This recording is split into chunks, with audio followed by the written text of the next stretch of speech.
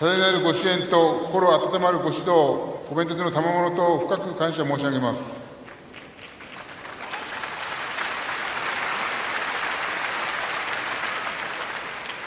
我々教会員一同は新たな100年に向けてさらなる飛躍をするべく、なお一層相撲道に邁進してまいります。今場所も力士たちは日頃より積み重ねた力を発揮し、初頭の本場所にふさわしい大相撲をご覧いただけるものと存じます。何卒千秋楽まで温かいご声援を賜りますようお願いを申し上げ、ご挨拶といたします。令和8年1月11日、公益財団法人日本相撲協会理事長、八角信義。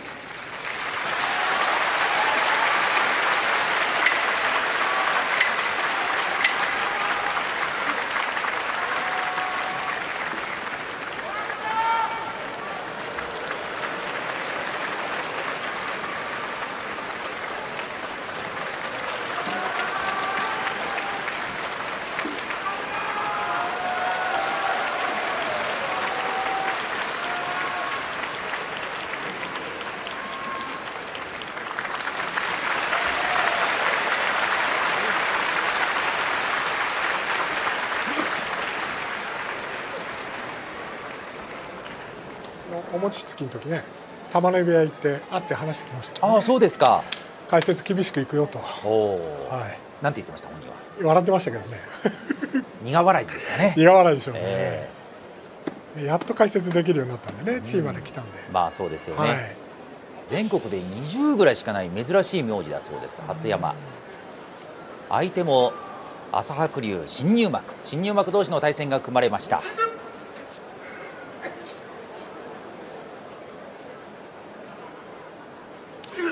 張っていきました朝白龍。はずに押して押し出しました。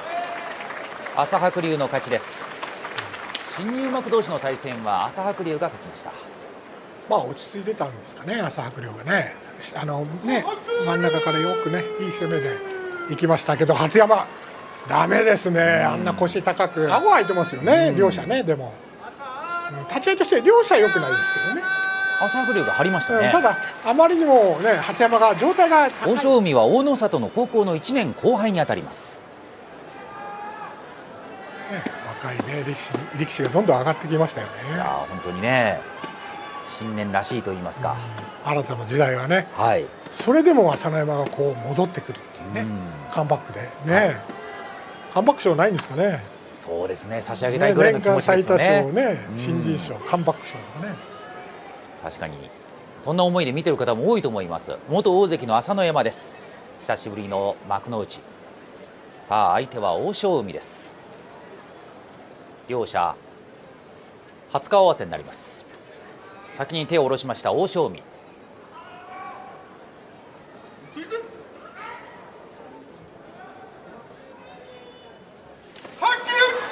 前回し切れました。右を差します。右が入った朝乃山、得意の形。左の手取れない。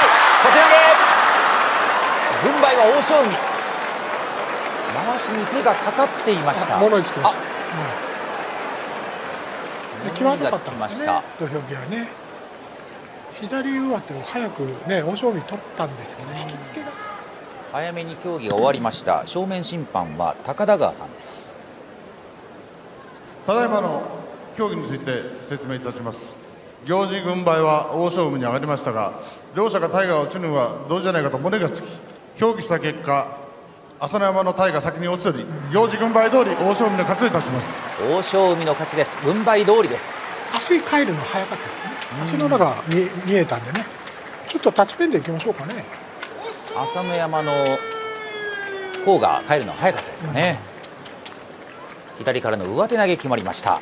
相撲じゃなくもっと前に出れたんじゃないかなと思うんですけどね、はい、朝乃山はさすがですよね、悪いなりにやはりねちょっと緊張したのかな、でもね右差したらここから早いですよね。そうですね、そのよりは朝乃山らしいですけどね。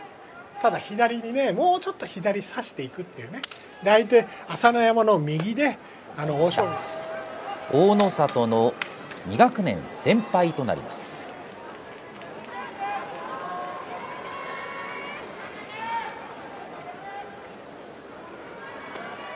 上半身の筋肉が非常に発達している朝紅龍。いい体してますよね。そうですね。最近ねこういう体多いですよ。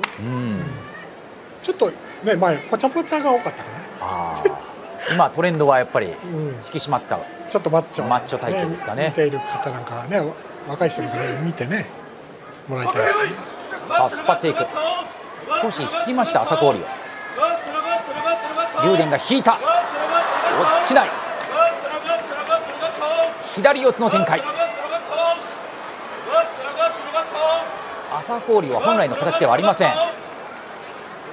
竜電右の上手。下手投げ。朝紅龍の勝ち。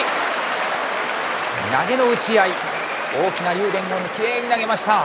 腰引いてるからね竜電が。上手は取ってたんですけどね。ちょっと物についた。なんだろう。ただいまの競技について説明いたします。行司軍配は朝紅龍に上がりましたが、曲げを引っ張っていましたので反則があり、竜電の勝ちといたします。やはり曲げを掴んだ反則が取られました。朝紅龍長かったですね。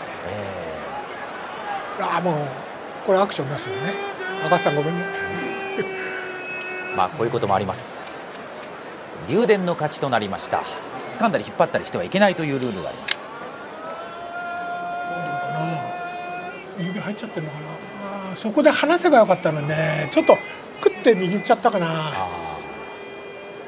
そして御嶽海、大関経験者です。優勝も3回しています。私もこの間長野の方とお話をしたらやっぱりみんな御嶽海の話してましたね。そういうね田舎バロっていいですよね。みんなが御嶽海のことを気にしていました。ウクライナの方と話すとやっぱりみんな獅子のこと、青錦のことを気にしてるんでしょうか。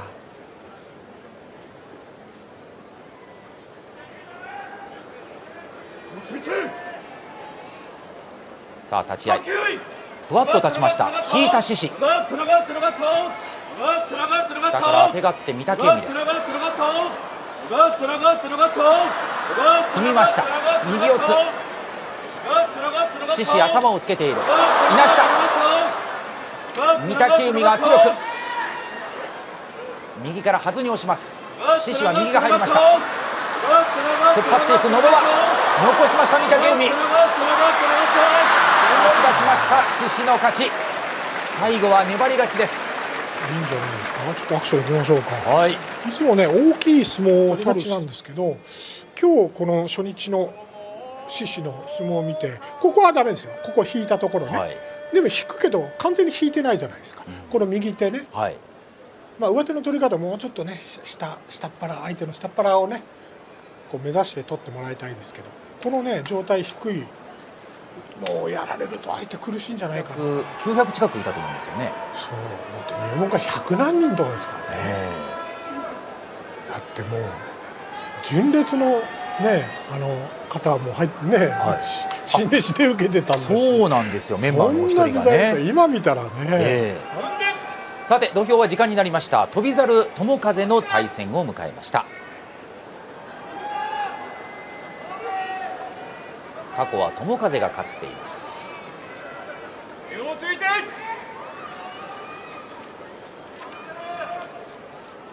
勝っていきます。手を出していく。引いた。引き落とし。翔猿の勝ち。だから攻めてね良かったですけど、ちょっと友風最後左膝思いっきり土俵に打ちつけてたんですけど大丈夫ですかね。大丈夫かね。平気ですね。動けてるからね。心配ですよね友風ね。やっぱりね。右膝も今場所は締め込みも新しくしてきました友風です。当たってますね両者ね。下からね攻めてるのは翔猿ですね。友風としては引くことにねこう他の力士とはちょっと違う意味の引き方、それを出ていくっていうのは出せるっていうのはね翠富士いい場所なんじゃないですか。いつも言ってますけどね。しかもこの人は左右両方できるっていうのがすごいですね。時間はでもなかなか大変ですね。そうですね。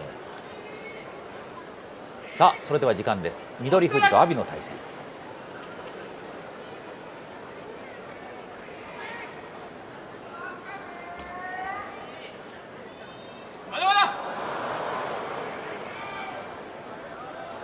呼吸が合いませんでした。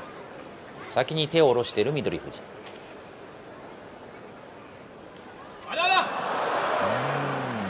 なかなか合いません。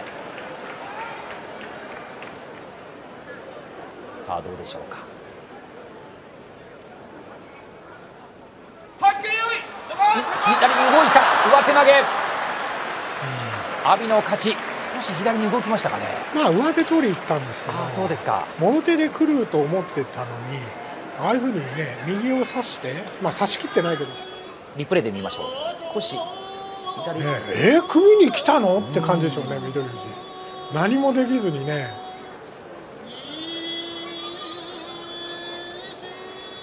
ですね。まあ2回は待ったっつうのは頭の中でいっぱい聞かせていただきました。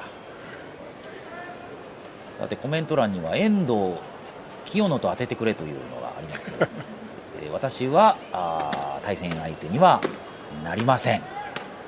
これはあらかじめお伝えしておきましょう。さて千代翔馬と錦富士の対戦です。錦富士青森出身幕内力士の歴史をつなぎました。142年続いている伝統です。元バトルしていく押し相撲です。錦富士の勝ち。いい相撲ですね、左から当たっていってね。もう言うことないんじゃないですか。バランスもいいんじゃないですか。無駄に頭からいくとね、千代翔馬は何してるか分かんないじゃないですか、はい、左を当て取りに行ったりね、器用なことをできる力士ですから。青森だけにどんどん上に上がってもらいたい、いい肩からの当たり方もいいですね。で突っ張りもいい、ちゃんとね相手の顎の下に当たるに慣れてきたんですかね。そうですね。今場所は自己最高位番付を上げてきました。東の10枚目です。琴勝峰もね初優勝からねちょっと調子がね良くないんですけどね。去年の7月初優勝がございました琴勝峰です。もう2回の優勝も言ってもらいたいですね。いやーそうですね。2回からは実力ですから。やっぱり1回と2回では価値が違うというお話です。さあ時間です。時疾風琴勝峰の対戦。突っ張っていく琴勝峰、引いた、落ちない時疾風、攻め続ける時疾風、下から攻める、押し出し、時疾風の勝ち。時疾風立ち合いね押されたんですけどよく残しましたよね。まあ原因は琴勝峰が引いたことです。それではリプレイで見ましょう。当たってね、せっかくいい琴勝峰前に出てるのになんでここで引くんですかね。はたいたんですが時疾風が落ちませんでした。もうこれが原因ですよね。敗因です。時疾風はそこをすかさずさって下からね、すり大きい相手なのにね胸出していくんですからね。まあ胸っていうか肩から当たってるんですけど、参加しております。まあいろいろねこう条件が変わったんでしょうけどね。はい。まあでも15日間まとめてこれは出すという決まりになっております。力士にとっては本当にこれはやる気になる発奮材料になるんではないでしょうか。ちょっとじゃ休場したくないですよね。そうですよね。豪ノ山狼雅の対戦です。過去4回対戦があって全て豪ノ山が勝っています。狼雅にとっては嫌な相手。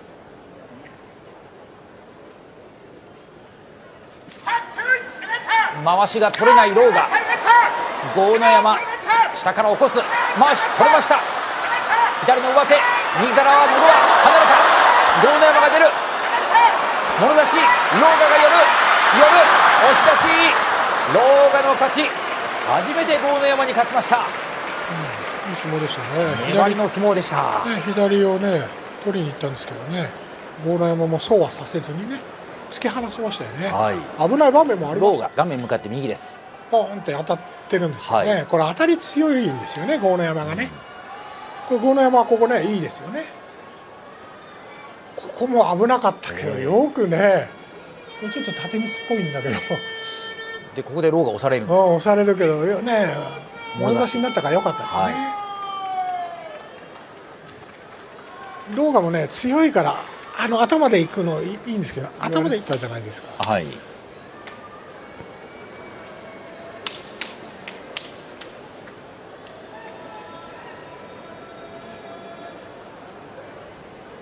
優勝争いも経験しました。ちょうど1年前の1月場所でした。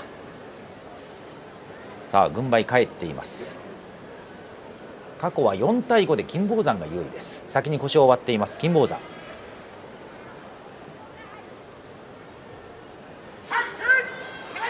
張ってから手繰りました正代。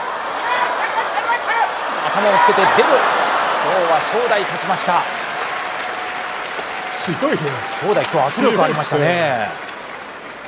うん金峰山が少し足を気にしています。当たってでも当たってね、当たり勝ちしてるのも金峰山ですよ。でそれでさっとこうねうまくなんかかわすと。今日は正代かなり前に出る相撲でした。これを取ったら大関戻れるんじゃないですか。ちょっと回し後ろ直した方がいいですね。正代ね。やっぱりそうですか。はい。昔はねあんまり先輩に話しかけられないですよね。そういう人多いですね。あと僕レポーターなんか行くと、どうしても相手に中継で言われると「はい」って言っちゃうんですよね。中継でそれダメでしょ。この話いらないね。いやいやいや大丈夫ですけどちょうど時間になりました。大会系はダメですね。さあ欧勝馬と藤ノ川、幕内前半最後の取組です。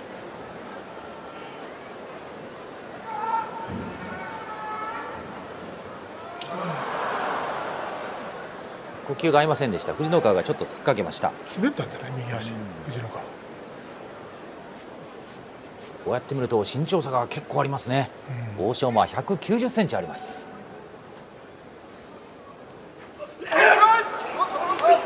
張った欧勝馬、攻め続ける藤ノ川、突っ張って中に入る、左からはず、まだ張っていく、突き落とし、軍配は欧勝馬です。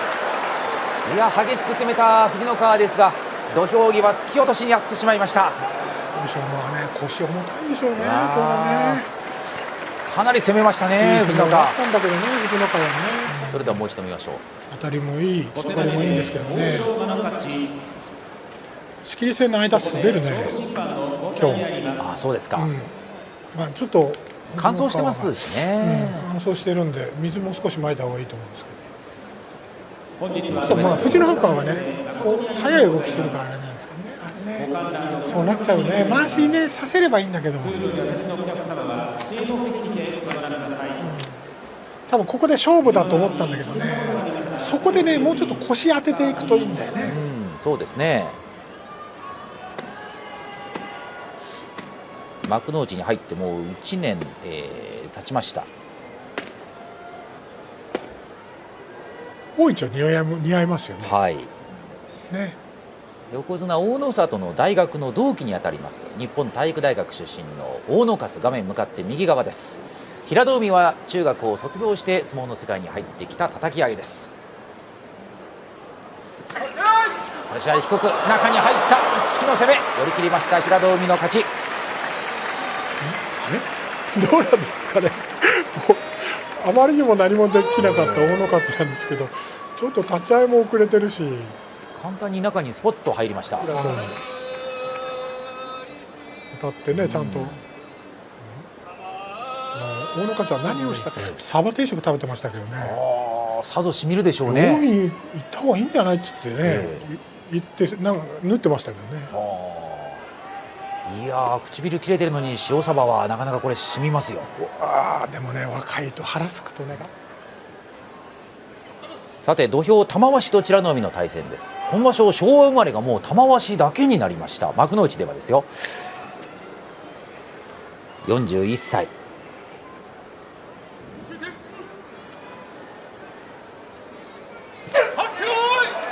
当たっていきます。前回しを引いている美ノ海、この回しを切りたい玉鷲、出し投げ、美ノ海の勝ち。この回しの取り方がうまいですよね。美ノ海がね全部じゃないのね。いいですか一回、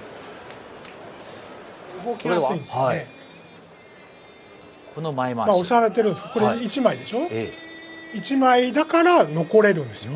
全部取ってるとこう体大きいから玉鷲わーって出てこられるんですけど、1枚だ誤解なきように。さて熱海富士です。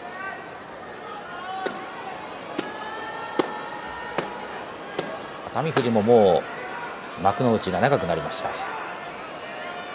3年を超えました。そして大栄翔優勝の経験があります。初優勝はこの1月の場所でした。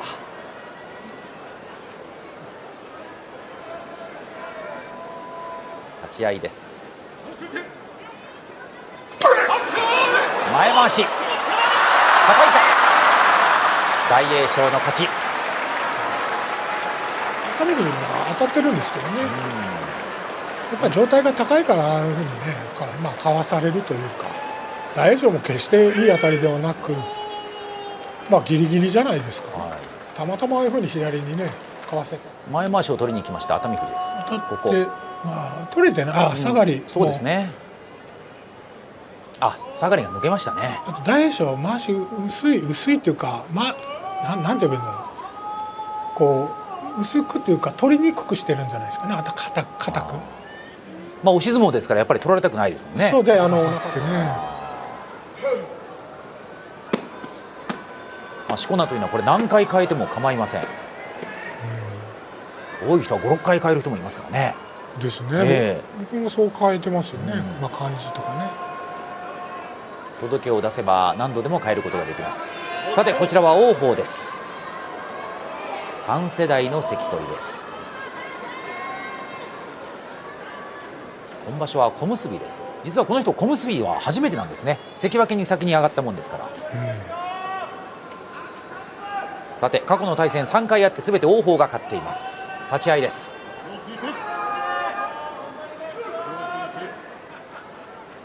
当たっていきます。左四つ、右の上手伸びています。白の富士、力で引きつける王鵬、残している白の富士残している、残した、どうだ、逆転、白の富士の勝ち。土俵際の逆転です。上手投げに見えますけど、これひねったんですね。そうですか。突き落としになりますかね。どうでしょう。いや、右でひねってる、右左ひねりって、あれ上手投げは王鵬の大きい体がこう、いやでもよく残しました。王鵬もね、こうやって体を寄せていくのは良かったんですけどね、左差したのは良かったけど一枚回しだったんでね、白の富士も。でここね、回しが下でしょ。今ね、白の富士が考えてるんですよね。上手投げいくか右からこうひねっていくのね、足長いからね、王鵬ね。ここです。王鵬がで右手は多分一枚回しでしょ。あれ2枚か3枚だと上手投げなんですよね。ほらひねってるでしょ。左右の回しも取る。いや、周りはもう気にしたりして、自分自身でこの一番勝たないと人生変えられないと思うから。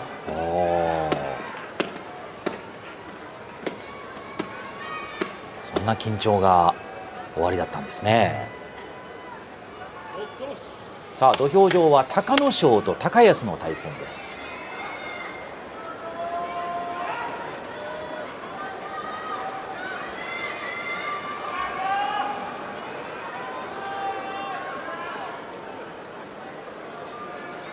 過去は隆の勝6勝、高安の4勝です。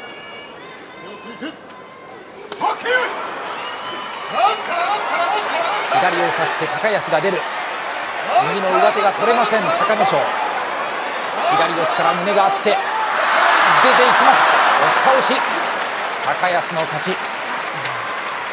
高安の立ち合いが早かったですね。あと左差せたのが良かったんです。そうですね、これは得意の形です。何度も稽古をやって戦ってるからね、どこがこう攻めればいいって高安も分かってるんですよ。左差されたら右いなすかっていうのをもう高安分かってたんだと思うんですよね。高安も分かってるんですけどね、そこの駆け引きにちょっと敗れちゃいましたね。これね、どうすればいいかね、これ一番やっちゃいけないことをやったんですよ。隆の勝は右の上手取りたかったんですか、どうですか。右の上手取るにしても取ると状態が空くでしょ。なのでその逃げる方を選択しちゃったんですよね。まず取った方がいい。番付を下げています西の2枚目。霧島は返り関脇です。先場所11勝を挙げた霧島は関脇にまた戻っています。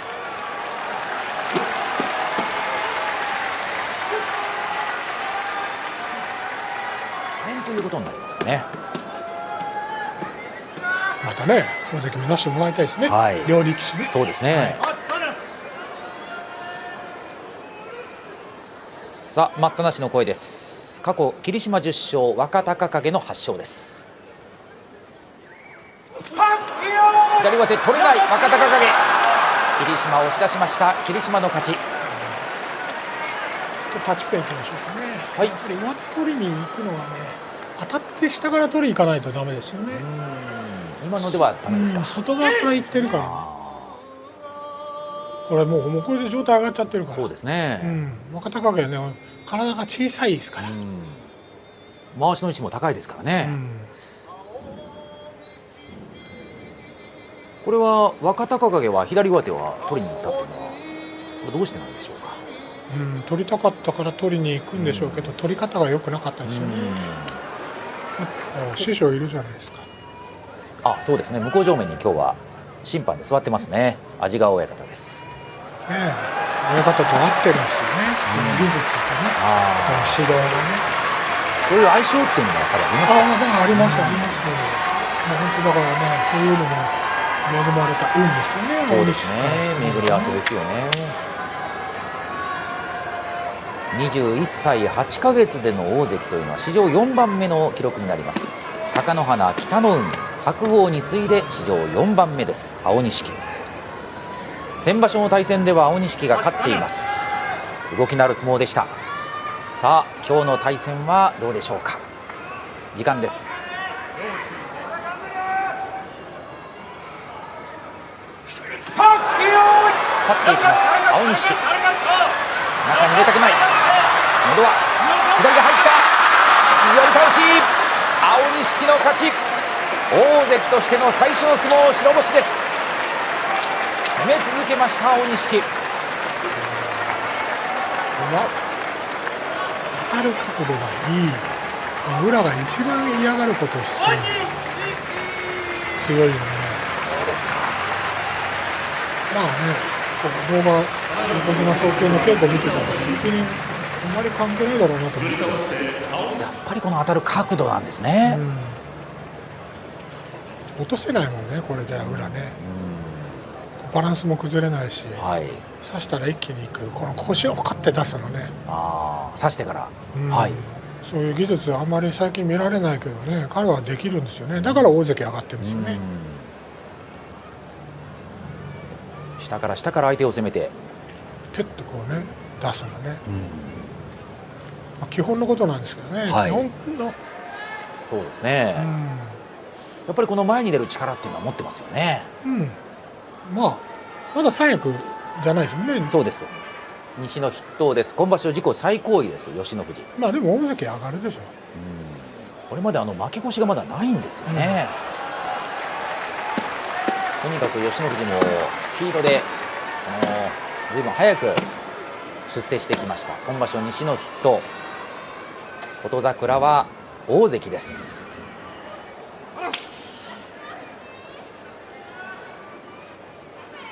待ったなしの声、先に手を下ろしました吉野富士。後ろの左の上手送り出し、琴櫻勝ちました。今日は安定の相撲でした琴櫻。前出て勝ってもらいたいですかね。この勝ちは私は琴櫻にはもう求めてないですよ。物足りない。物足りないですね。ちょっと見てみましょうね。当たる、ちょっと滑ったね。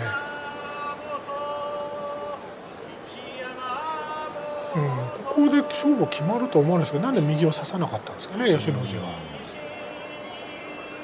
差せてなかったんですね、これね。私も差したかと思ったんですけど、差してないで、琴櫻は上手を取って腰をねつけるの。こうなるとお嬢さんが講義団にいらしてますけど、誰か推しの力士はいるんですか。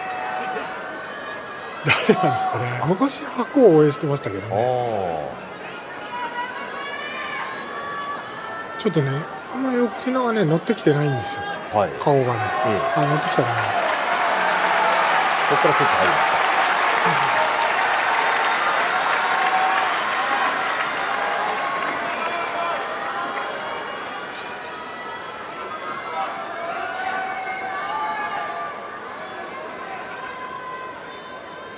これが最後の章になります。去年は6場所のうち優勝3回を成し遂げました。そして横綱に昇進いたしました大野里です。横綱としての優勝も達成いたしました大野里、やはり今年も主役の一人になるでしょう。令和8年最初の相撲です。相手は一山本。引いた一気の攻めです。大野里、全く危なげない勝ちです。落ち着いてましたね。危ないところ 0% じゃないですか。余裕があるんですかね。一山本も押し切れなかったですね。みんなお客さんももうもう終わっちゃったのって感じですね。この一山本の立ち合いいかがですか。押し切れなかった。当たってるんだけど、引いちゃったんでね、もう当たって腕伸ばせませんでした。はい、ぐっちゃんですって感じですよね、この横綱。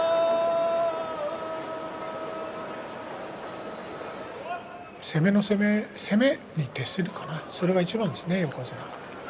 あまり大きい相撲を取らないですよね、膝も悪いしね、右を差して右下手投げが多いからね、左の膝を怪我することがね、負担かかるんでしょうね。なるほど。でも受ける相撲を取ってしまうとちょっと心配ですよね。攻めた方がいいですね。この横綱は攻めた方がいいですよ。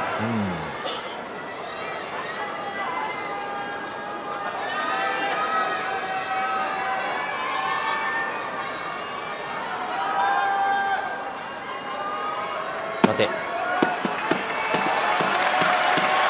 令和8年大相撲を引っ張る一人であることは間違いありません。豊昇龍、初日結びの一番を務めます。相手は若元春、過去は豊昇龍14勝、若元春の4勝です。対戦成績では豊昇龍が圧倒しています。制限時間いっぱい、国技館静かになりました。さあ見ましょう。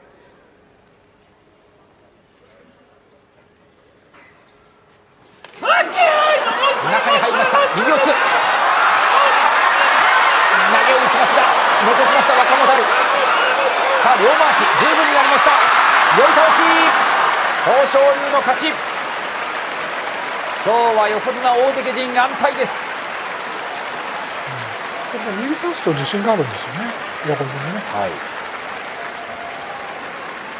ね。動きとしてはいいですけども、ちょっとやっぱ当たり方が高いですかね。あまり大きくない力士なので、こういう点でもできるだけ低くいくような本場所での稽古してもらいたいですかね。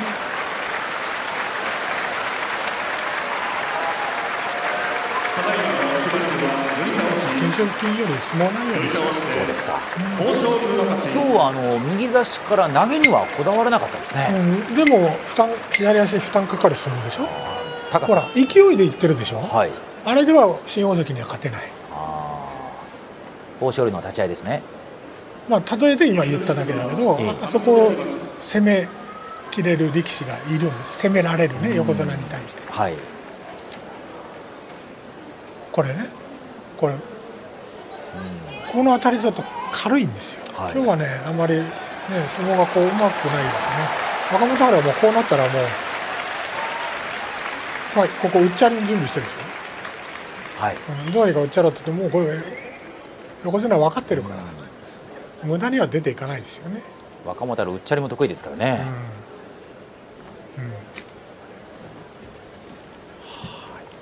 横綱豊昇龍勝ちました。明日は一山本と対戦です。若元春は敗れています。これで初日の相撲すべてが終わりました。横綱大関陣が安泰となりました。お兄ちゃん安泰でしたね。安泰というか、なんですか、ちょっと盛り上がってないから体冷えちゃったかな。どうでしょう。でも横綱大関揃って勝ったというのは非常にいいことではあります。初日の相撲が終わりました。果たしてこの令和8年最初の場所、優勝争いを誰が引っ張っていくのかというのが、非常に、楽しみです。今年もでも大相撲本当にたくさんのお客さんが入って、そして面白くなりそうですね。